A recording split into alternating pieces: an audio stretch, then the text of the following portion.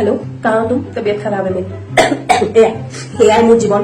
পৃথিৱীত মই একো কৰিব নোৱাৰিলো, মই অকল চাকৰ। तुमने मेरी एक खबर तक नहीं दी। ইমান গা বেয়া হলেও যি হলেও মই চব কাম কৰিবই লাগিব। मम्मी बोल रही कि खाना खाओ, मैंने खाया भी नहीं। এইটো ক'ৰবা মানে চৰ্দি তৰ্দি লগাই নিলে জানো, সেই এটা লগত ঘূৰি ফুৰে যে সেইটো পাই লগাই নিলে নিচিনা লাগিছে। मेरे लिए एक चिप्स, एक कुरकुरे और चॉकलेट लेके आओगे क्या?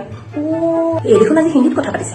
मम्मी को कुछ पता नहीं चलेगा, उनको हिंदी समझ में नहीं आती। तो पाप दिया जी तो কাৰ কথা পাতি আছ? কি কৈছ? মই হিন্দী বুজি নাপাওঁ। ফোন দে। हेलो, मैं मोरी माँ के बोल रहा है। क्या बोल रही थी तुमको कि मैं हिंदी बुझे ना पाओ? हम सब समझता है, हम तुमको बोल देता है कि तुम मोरी को फोन मत करो।